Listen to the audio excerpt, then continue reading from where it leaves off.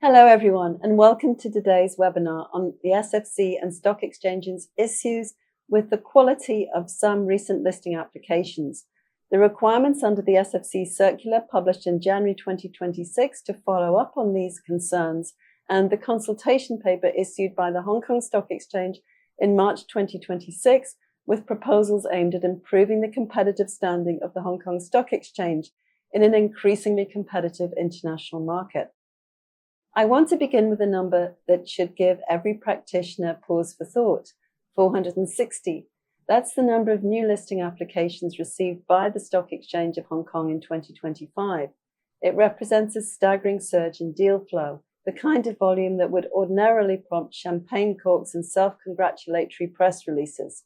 And in fact, Hong Kong did reclaim its crown as the world's leading IPO venue in 2025, with 119 new listings raising approximately 285.8 billion Hong Kong dollars. But behind the headline is a far less comfortable story, because when the regulators looked beneath the bonnet of this IPO boom, what they found was troubling.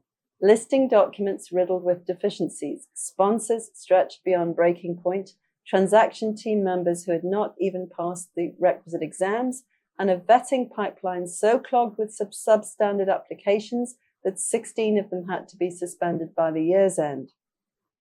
Today's webinar looks at the regulatory response to this crisis of quality and what it means for the Hong Kong market going forward. I'm going to cover 4 interconnected topics. I'll look first at the joint letter issued by the SFC and the Hong Kong Exchange to 13 sponsors in December 2025, which identified specific cases of concern in recent listing applications and marked the opening salvo in what has become a sustained regulatory campaign.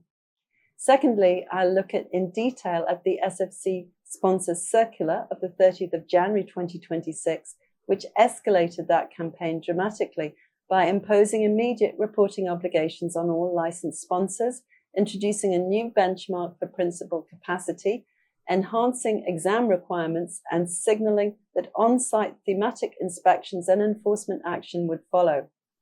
Thirdly, I'll turn to the Hong Kong Exchange's major consultation paper published on the 13th of March 2026, which proposes wide-ranging reforms to the listing framework. Whilst much of that consultation concerns competitive positioning, particularly the reforms to weighted voting rights structures, secondary listing thresholds, and confidential filing, it also contains a critically important set of proposals to strengthen the return mechanism for listing applications. These proposals would, for the first time, result in the public identification of all professional parties involved in a returned application, not just the listing applicant and its sponsor, but also the legal advisors, reporting accountants, auditors, industry consultants, and other consenting experts. That is, to put it plainly, a naming and shaming regime for the entire advisory ecosystem. Fourthly and finally, I'll draw together the threads from the Hong Kong Exchange's 2025 Listing Committee report, published on the 1st of March 2026, which provides the statistical and contextual backdrop against which all of these developments must be understood. To understand why the regulators have acted with such force and urgency, we must first appreciate the scale of what happened in Hong Kong's IPO market in 2025. The numbers are indeed remarkable. The Hong Kong Exchange received 516 new listing applications during the year, a threefold increase of the 171 received in 2024. The Listing Committee considered 133 applications, a 66% increase on the previous year. By the end of January 2026, there were still over 420 active listing applications sitting in the pipeline. Now, a boom of this magnitude places enormous strain on every part of the system. It strains the regulator's vetting capacity, it strains the professional advisory firms, and above all, it strains the sponsors, who are the primary gatekeepers of listing quality under Hong Kong's regulatory architecture. The Hong Kong Exchange's 2025 Listing Committee report is candid about the tension this created. On one hand, the report celebrates the diversity of the issuer base. Large-scale mainland Chinese companies, such as contemporary Amperex Technology, A&H share listings by established A-share issuers, homecoming dual primary listings of US-listed Chinese companies, and international companies from Southeast Asia and beyond. On the other hand, the report acknowledges that the SFC and the exchange jointly issued a letter to IPO sponsors in December 2025, expressing what it diplomatically calls regulatory concern over declining quality in some recent applications. This phrase, declining quality, really doesn't do justice to what the regulators found. Let me look at some of the specifics. In December 2025, the SFC and the exchange took the unusual step of issuing a joint letter to 13 named sponsors. The identities of these 13 firms have not been publicly disclosed, but they are described in the subsequent SFC sponsor circular as concerned Hong Kong sponsors. Each received a letter citing specific cases of concern drawn from recent listing applications. The 2025 Listing Committee report tells us that the letter highlighted 3 broad areas of deficiency: declining quality of listing documents in some applications, substandard behavior by some sponsors, and inadequate standards of professionalism and integrity. What is particularly significant about this intervention is its coordinated nature. The SFC and exchange don't always act in concert. They have distinct regulatory mandates and at times distinct institutional cultures. When they issue a joint communication of this kind, it signals that both the frontline listing authority and the statutory regulator have independently identified the same problems and have concluded that those problems are serious enough to warrant joint action. The 2025 Listing Committee report also makes an important observation that's worth focusing on. It notes that the Listing Committee emphasized that deficiencies in sponsor work do not necessarily reflect on the quality of issuers they represent. This is a carefully calibrated statement. It tells the market that the regulator's issue is primarily with the sponsors, not with the listing applicants themselves. But it also implicitly acknowledges something more uncomfortable, that some listing applicants may have been poorly served by their sponsors, and that the market's gatekeeping function has in certain cases failed.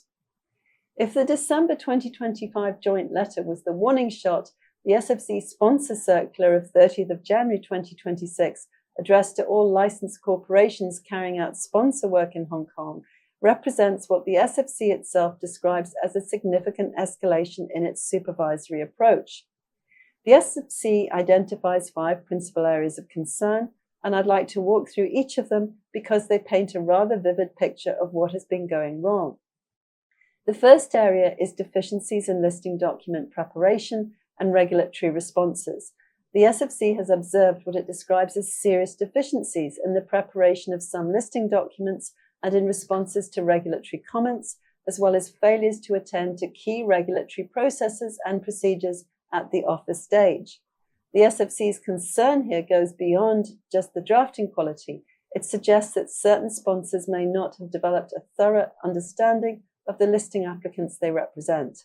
This is not an impressive assessment. The entire premise of the sponsor regime is that the sponsor undertakes substantive due diligence and develops an intimate knowledge of the applicant's business, risks, and suitability for listing. If sponsors are filing documents that betray a lack of understanding of their own clients, then something has gone fundamentally wrong. The SFC is particularly concerned that some sponsors may be adopting what is called a process-driven approach to listing applications, rather than one focused on substantive due diligence and advisory services. This is regulatory language for box ticking, sponsors going through the motions of the listing process without genuinely engaging with its substance. The second area of concern is over-reliance on experts and third parties. The SFC notes that certain sponsors have delegated specific tasks to legal advisors, accountants, valuers, and others without adequately assessing their competency and resources. While sponsors are entitled to engage experts, they remain ultimately responsible for ensuring those experts possess adequate expertise. The implicit message is clear: you can't outsource your gatekeeper function. The third area, and in many ways the most structurally significant, is insufficient principal capacity. This is where the SFC introduces its new benchmark. A principal, for those unfamiliar with the term, is the senior individual appointed by a sponsor to supervise the transaction team conducting a listing engagement. The SFC has found that principals at the most active sponsors are being required to supervise or participate in multiple active listing engagements simultaneously, and that this is compromising the quality of their oversight. The SFC's response is to introduce a bright line test. Any sponsor that has designated any principal to simultaneously supervise or participate in 6 or more active listing engagements will generally be regarded as lacking adequate or appropriate resources to carry out sponsor duties, unless under very exceptional circumstances with valid justifications. This is a significant intervention. It effectively caps the number of deals any single principal can run at 5, and any sponsor that breaches this threshold is automatically categorized as what the SFC terms a Hong Kong sponsor with strange principles. The fourth concern is unqualified principal appointments. The SFC has noticed attempts to appoint principals who are not suitably qualified for the role.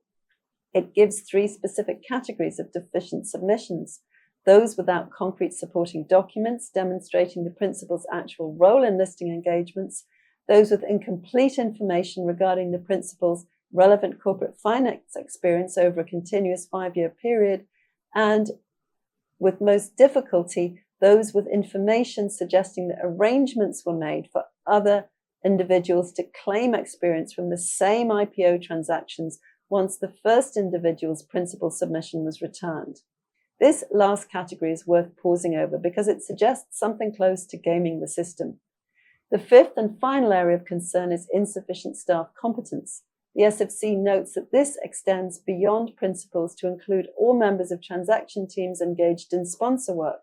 Staff at some of the most active sponsors are described as unfamiliar with relevant regulatory requirements and lacking adequate experience. Having set out its diagnosis, the SFC then prescribes some rather urgent medicine. The circular imposes 2 immediate reporting obligations on all sponsors, not just the 13 who received the December joint letter. The first obligation, with a deadline of 6 February 2026, just 1 week from the date of the circular, required all sponsors to submit a list of individuals engaged in IPO sponsor work who had not passed HKSI paper 16 within the required timeframe. This encompasses everyone involved: itinerant professionals, temporary licensees, licensed representatives, and responsible officers. The second obligation, with a deadline of 13th of February 2026, 2 weeks after the circular, required all sponsors to report the names and number of appointed principals and the number of active listing engagements each principal was engaged in. For these purposes, active listing engagements are defined broadly to include 3 categories: engagements where a listing application is expected to be filed within 2 months, engagements where an application has been filed, is still valid, and the transaction team is actively addressing regulatory comments, and engagements where a listing application has lapsed, but resubmission or refiling is expected within 2 months. The effect of these reporting requirements is to give the SFC an immediate, comprehensive picture of the resources and qualifications across the entire sponsor population. It is, in essence, a census of the industry's capacity. The SFC also tightens the exam requirements for individuals engaging in IPO sponsor work. Previously, people were required to pass HKSI paper 16 not more than 3 years before and not later than 6 months after the date of their first engagement in this work. The SFC now requires all individuals to pass both HKSI papers 1 and 16 not more than 3 years before their first engagement in IPO sponsor work. This applies to everyone: itinerant professionals, temporary licensees, licensed representatives, and responsible officers. There are transitional arrangements, but they're stringent. If the 6-month window after the date of first engagement has not yet passed, the individuals must pass the exam without that original window. But if the 6-month window is already passed and the individual is still engaged in IPO sponsor work without having passed the required exams, the SFC's position is clear. Those individuals have breached the sponsor guidelines and are prohibited from engaging in any sponsor work. They must be removed from all transaction teams with immediate effect.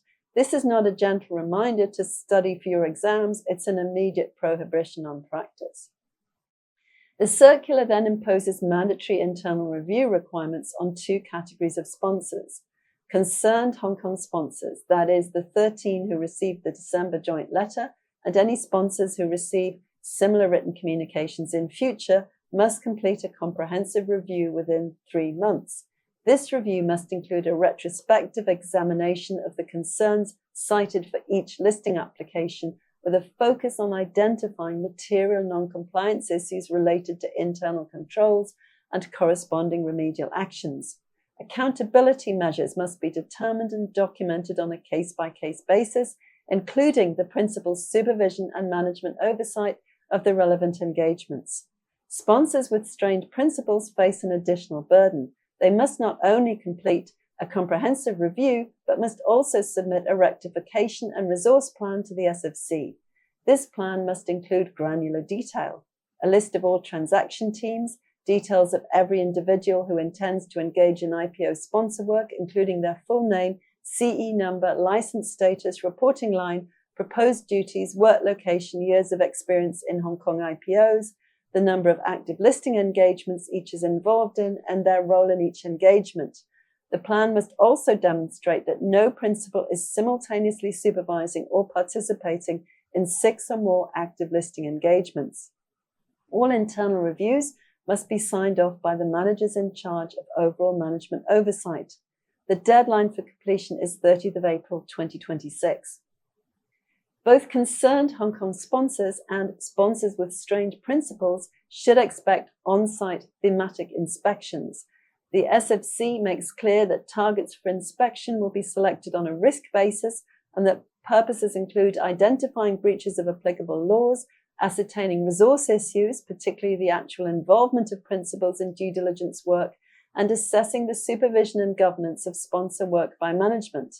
On enforcement, the SFC sets out a range of potential actions. It may restrict a sponsor's business scope and the number of active listing engagements by imposing licensing conditions.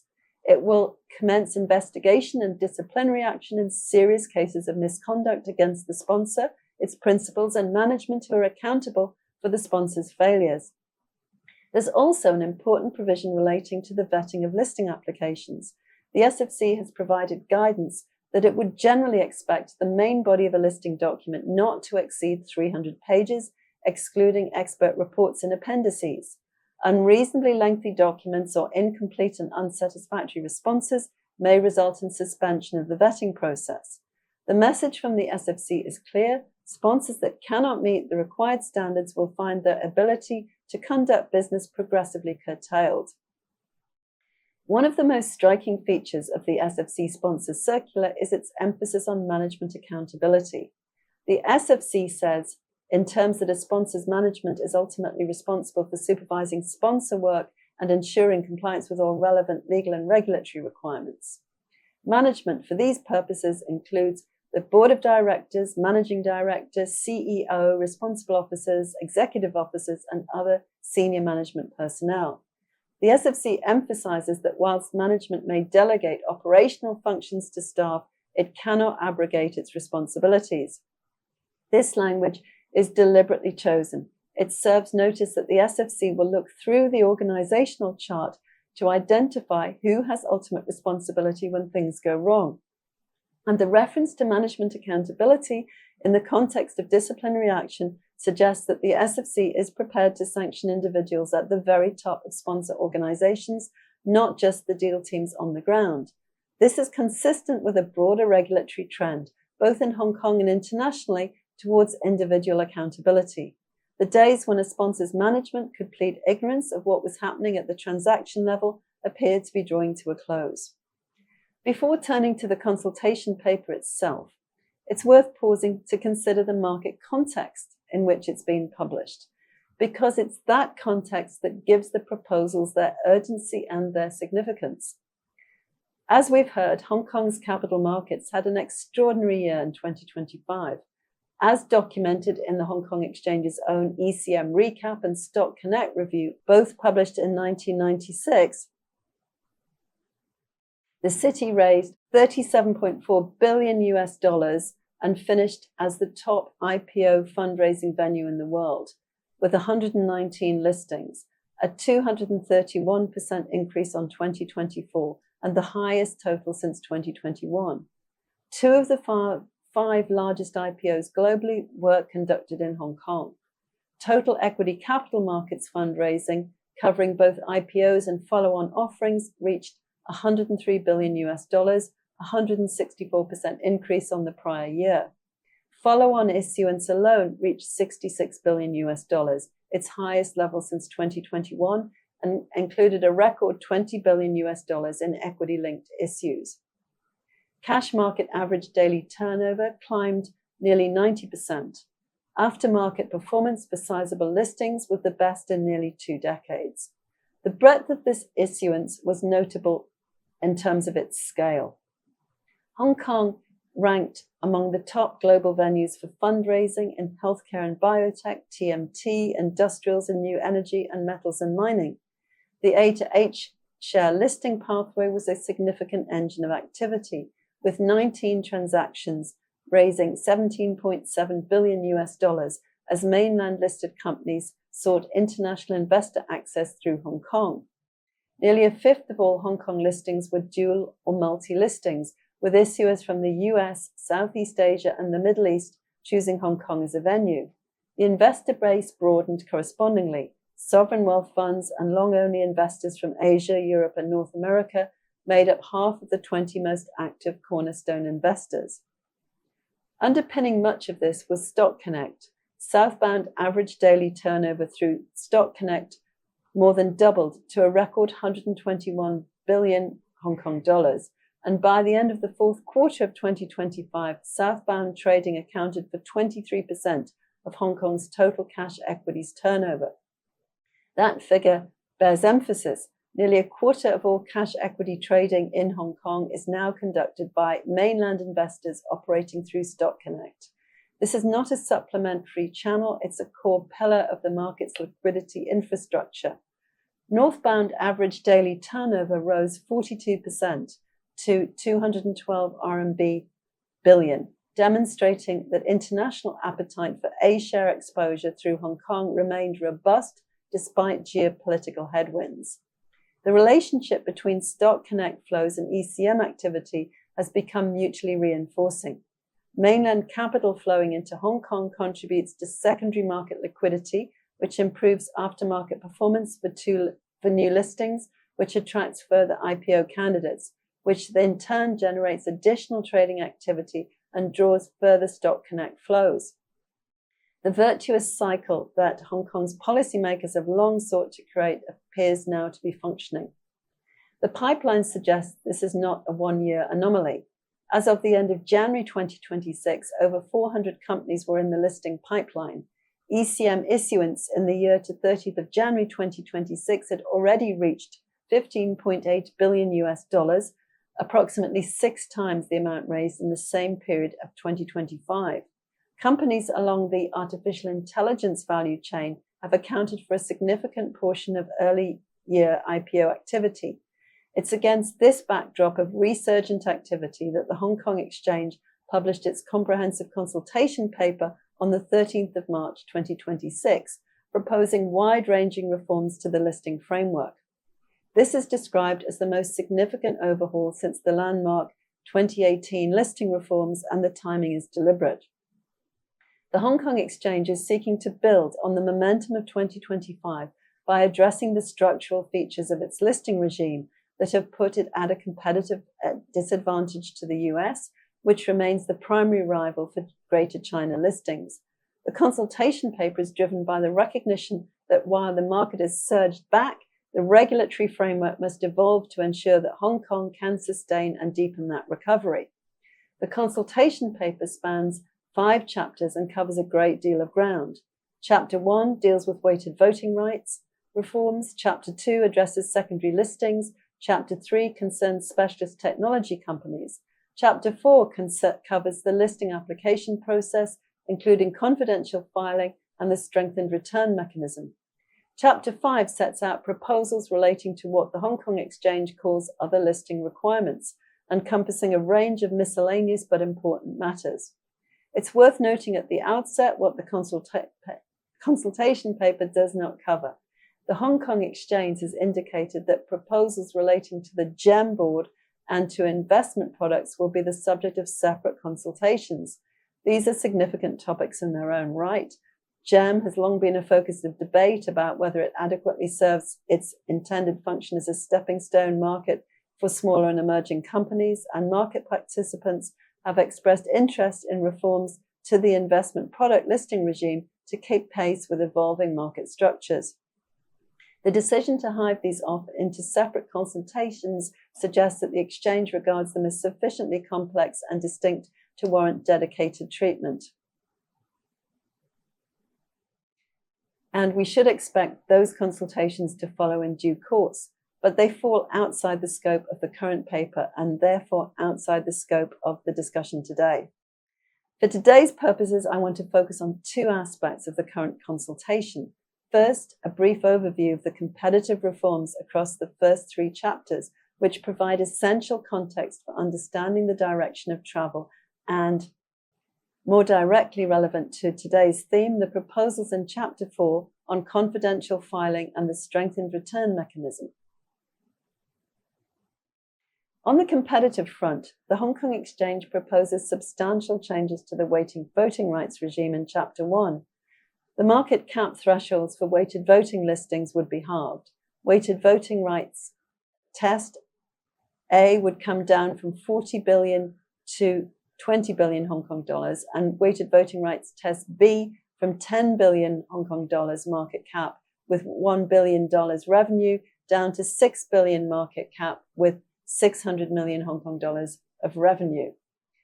These reductions are significant. The current thresholds set in 2018 were deliberately calibrated at a high level to confine weighted voting rights structures to the largest and most established companies.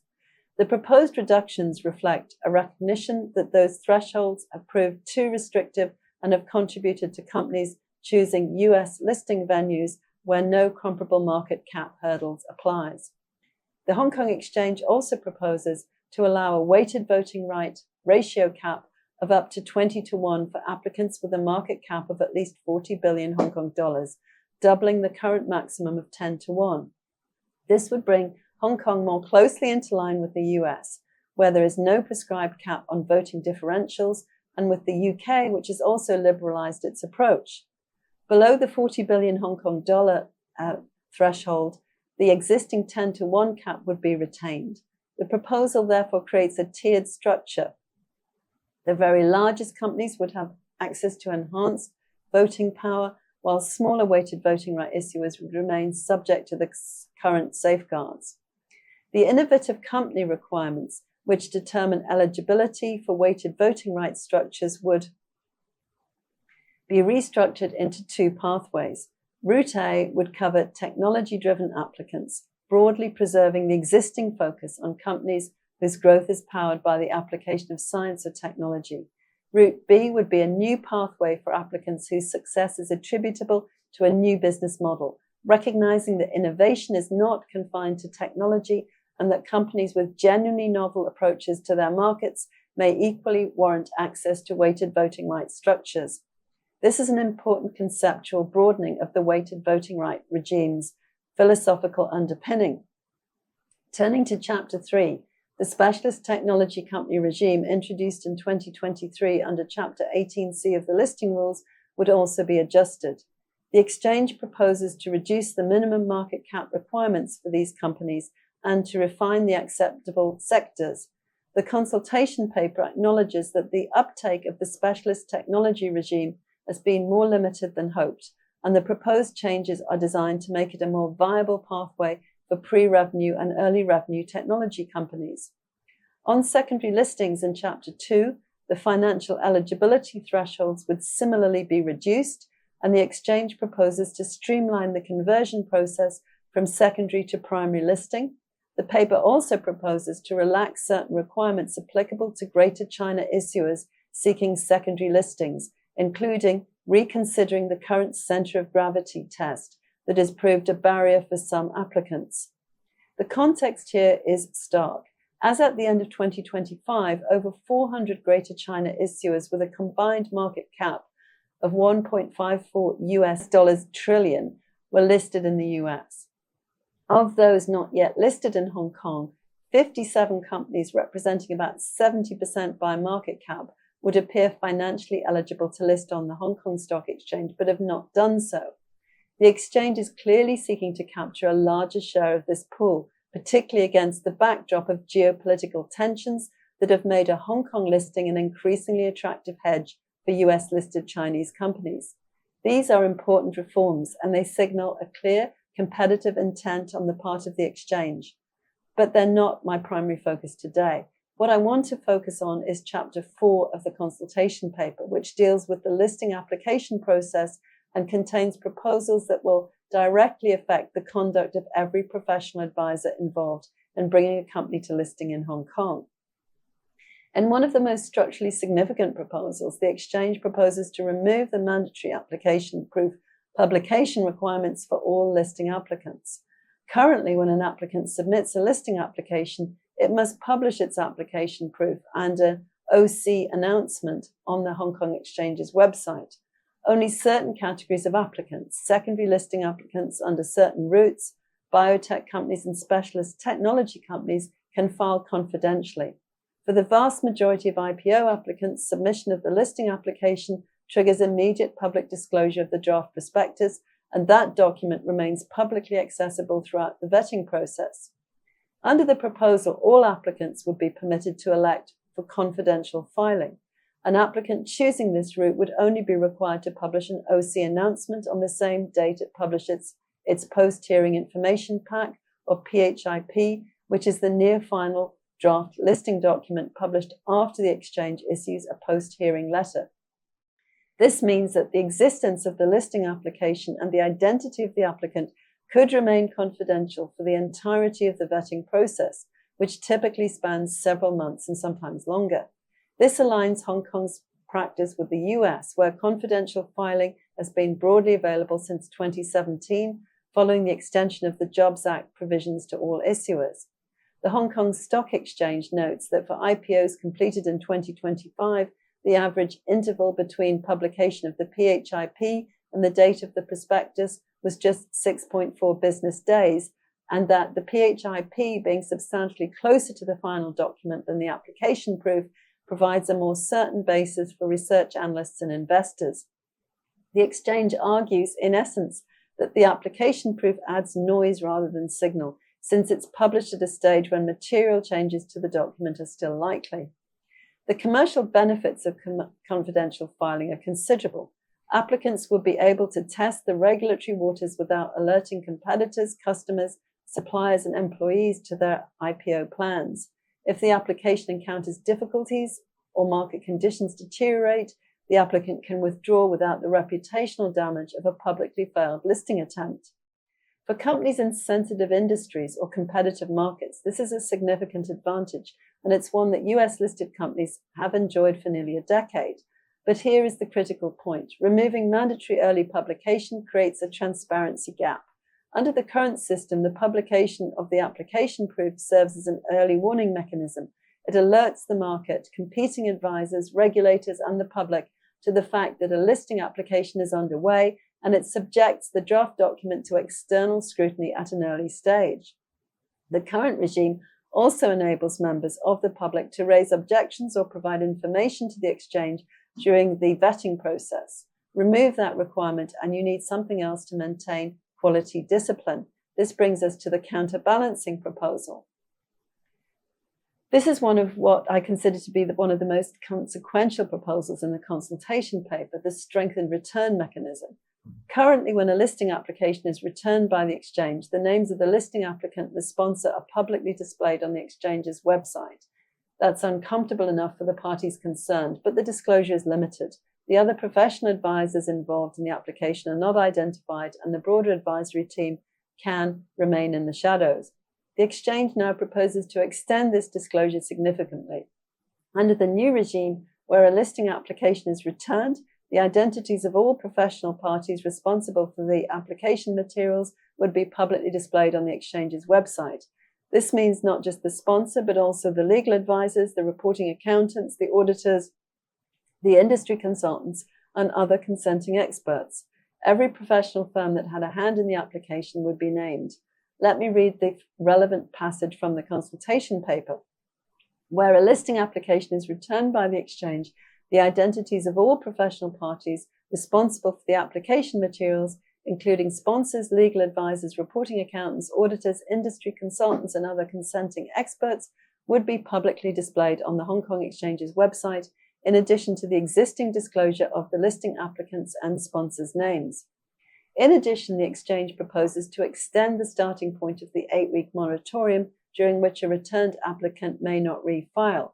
Currently, the moratorium runs from the date of the listing division's return decision. Under the proposal, it would run from either the date all applicable review procedures are being completed or the date for invoking such review procedures has lapsed, whichever is later. This means that an applicant that challenges a return decision through the review process will face a longer overall delay before it can refile, which further increases the reputational and commercial consequences of having an application returned. So why is this such a significant development? Well, the answer lies in the economics and reputational dynamics of the advisory market. Law firms, accounting firms, and other professional advisors trade fundamentally on their reputation. Their ability to win mandates depends in large part on their track record. A public record of involvement in returned listing applications visible to every potential client, every competitor, and every regulator constitutes a powerful reputational sanction.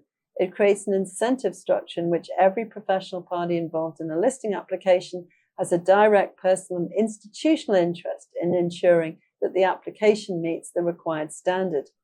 This is a carefully designed complement to confidential filing.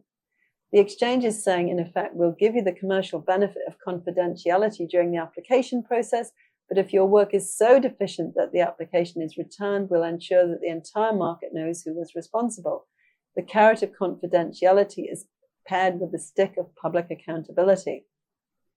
Let me now draw these threads together by reference to the 2025 Listing Committee report, which provides the broader context in which all of these developments sit.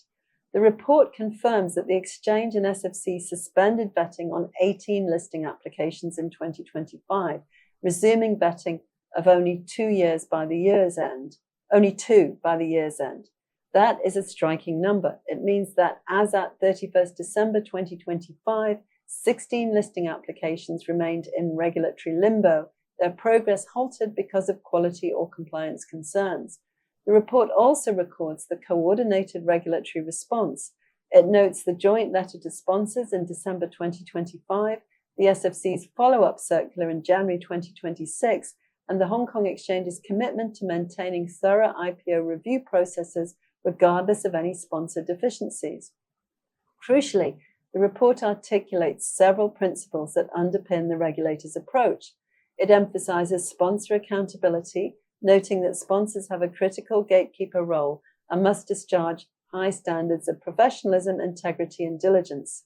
It stresses the need for adequate resources and controls, and it draws the important distinction, which I mentioned earlier, between issuer quality and sponsor quality. On the enforcement front, the report documents a busy year. The Hong Kong Exchange's listing division handled 104 enforcement cases, commenced 45 investigations, and initiated 29 disciplinary actions.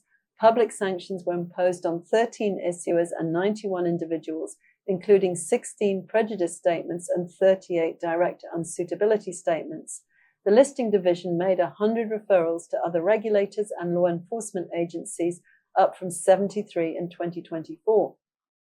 These statistics show a regulator that is actively deploying its enforcement powers and is willing to escalate matters to the SFC, the Accounting and Financial Reporting Council, the Independent Commission Against Corruption, and the police where appropriate.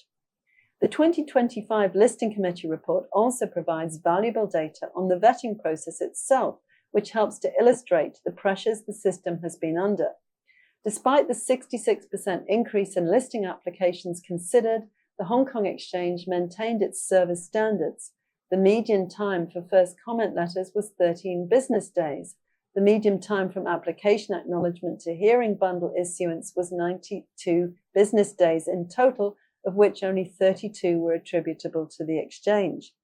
But these headline numbers mask a more nuanced picture. when the Hong Kong Exchange is issuing 430 first comment letters in a single year, the burden on the vetting team is enormous. And when a significant proportion of those applications are accompanied by listing documents that the SFC describes as seriously deficient, the resources consumed in dealing with substandard work inevitably detract from the Hong Kong Exchange's capacity to process applications efficiently. This is the fundamental tension at the heart of the current situation. Hong Kong wants to be a leading IPO venue. It wants to attract the best companies from Greater China, Southeast Asia, and beyond.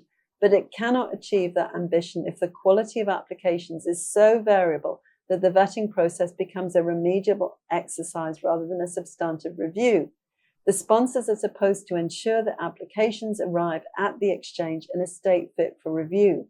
When they fail to do so, the whole system suffers. It's worth situating these quality concerns within the broader competitive context that drives the consultation paper.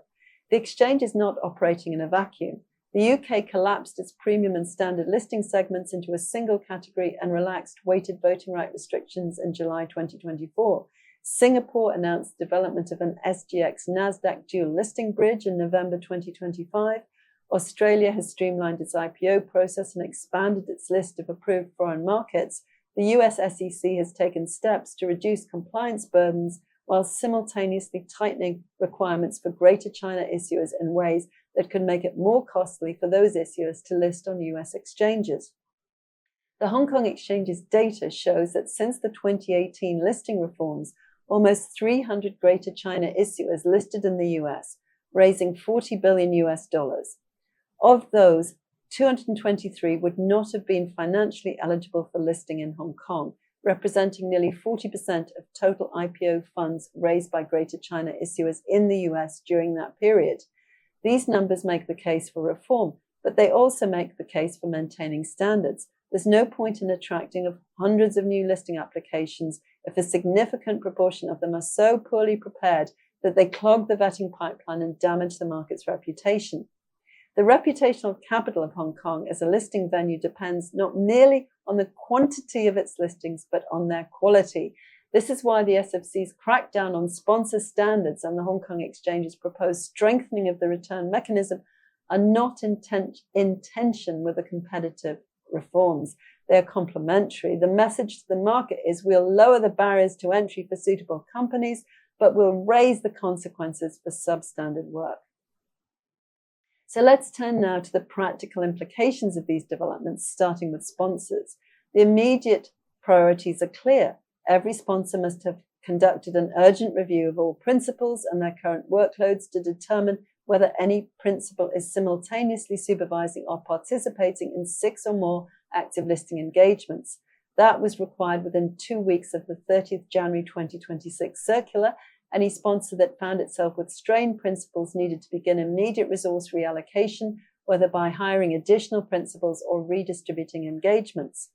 The examination compliance audit was equally pressing. Every sponsor must review the qualification status of all individuals engaged in IPO sponsor work. Any individual has passed the 6-month window without obtaining the required HKEX Paper 16 qualification is in breach and must be removed from all transaction teams with immediate effect. Going forward, both Papers 1 and 16 must be passed before engagement in IPO sponsor work. For the 13 concerned Hong Kong sponsors and any sponsors with strained principals, the 3-month deadline for completing comprehensive internal reviews and submitting rectification plans means that 30th of April 2026 is a critical date. These reviews must be thorough, must identify material non-compliance issues, must document accountability measures on a case-by-case basis, and must be signed off by the managers in charge of overall management oversight. And every sponsor must prepare for the possibility of on-site thematic inspections. Documentation and records must be in order. The SFC has made clear that these inspections will examine, amongst other things, the actual involvement of principals in due diligence work, which suggests that the SFC will be looking not just at whether the paperwork is in order, but at whether principals were genuinely engaged in the substance of the engagements they were supposed to be supervising. For legal advisors, accountants, and other professional parties, the proposed strengthening of the return mechanism introduces a new and significant risk. Under the current regime, a law firm or accounting firm involved in a return listing application suffers no direct public identification. That's about to change. If the Hong Kong Exchange's proposal is adopted, every returned application will result in a public record that names every professional party involved. This means that law firms, accounting firms, industry consultants, and valuers will all have a direct and visible stake in the quality of every listing application to which they contribute. The implications for risk management and client selection are considerable. Professional advisors will need to think carefully before accepting mandates where they have concerns about the sponsor's capacity or the applicant's readiness for listing. They will need to push back more firmly when presented with unrealistic timetables or inadequate information, and they will need to ensure that their own work meets the highest standards because a pattern of involvement in returned applications will be visible to the entire market. This is, I would suggest, one of those regulatory developments that will have a disproportionate effect relative to the simplicity of the mechanism. The Hong Kong Exchange is not imposing new substantive obligations on professional advisors. It's simply making the consequences of poor work visible. But visibility in a market that runs on reputation is an extraordinarily powerful tool. For listing applicants, the picture is mixed. On one hand, the competitive reforms, the lower weighted voting right thresholds, the broader innovative company requirements, the reduced secondary listing hurdles, and the introduction of confidential filing all make Hong Kong a more attractive venue. On the other hand, the heightened scrutiny of sponsor work and the prospect that a returned application will now result in much broader public identification mean that the choice of sponsor and professional advisors becomes even more critical. Listing applicants should also take note of the SFC's guidance on document length. The expectation that the main body of a listing document should not exceed 300 pages, excluding expert reports and appendices, is not just a drafting preference. The SFC has indicated that unreasonably lengthy documents may result in suspension of the vetting process. For applicants anxious to get to market on a predictable timetable, a document that triggers a suspension is a serious commercial problem.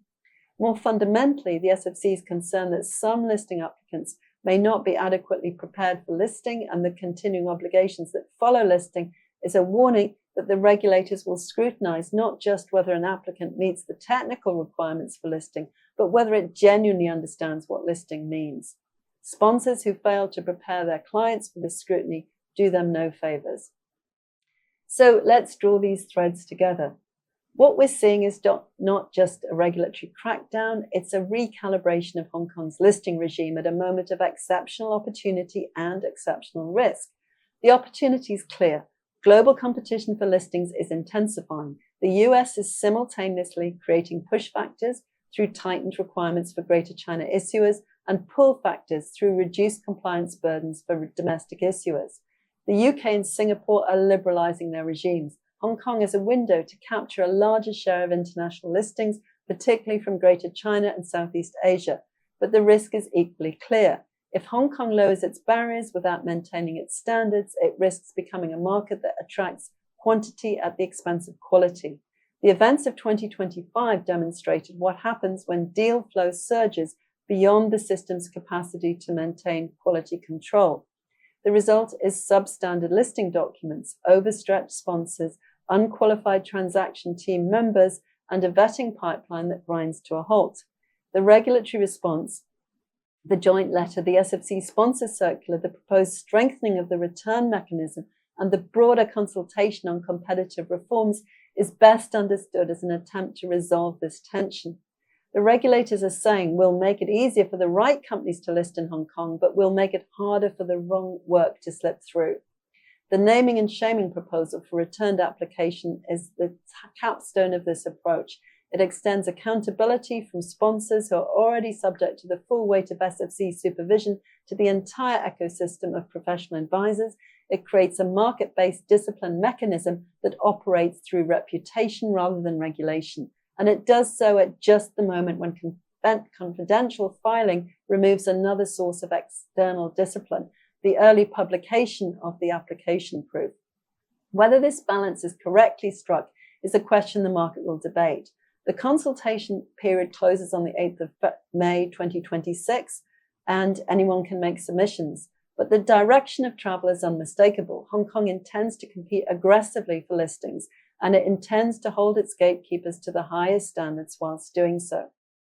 Before I close, let me just go through with you some of the key dates. The deadlines for the immediate reporting requirements under the SFC Sponsor Circular of 30th January 2026 have passed. They were 6th February for the report on individuals without required examination qualifications and 13th February for the report on principals and active listing engagements. The deadline for completion of comprehensive internal reviews and submission of rectification and resource plans is 30th of April 2026. The cut-off date for responding to the Hong Kong Exchange's consultation paper on listing framework reform is 8th of May 2026. And the on-site thematic inspections announced in the SFC Sponsor Circular could commence at any time. To conclude, we're at an inflection point for Hong Kong's capital markets. The IPO boom of 2025 exposed fault lines in the sponsor regime that the regulators have moved swiftly to address. The SFC's sponsor circular is the most interventionist statement on sponsor standards that Hong Kong has seen in years. The Hong Kong Exchange's consultation paper proposes reforms that would fundamentally alter the competitive positioning of Hong Kong's listing regime, while simultaneously introducing accountability mechanisms that have no precedent in this market. For sponsors, the message is that adequate resources, qualified staff, and genuine principal engagement are not optional extras. For other professional advisors, the message is that the days of anonymous involvement in failed listing applications may soon be over. And for listing applicants, the message is that Hong Kong remains open for business, but the quality of the business it transacts will be subject to closer scrutiny than ever before. The challenge for all market participants is to embrace the competitive opportunity that these reforms create whilst meeting the elevated standards they demand. Those who manage both will thrive. Those who pursue one at the expense of the other will find the regulators at their door. So that brings us to the end of today's webinar. Thank you again for joining me today. I hope you enjoyed the webinar.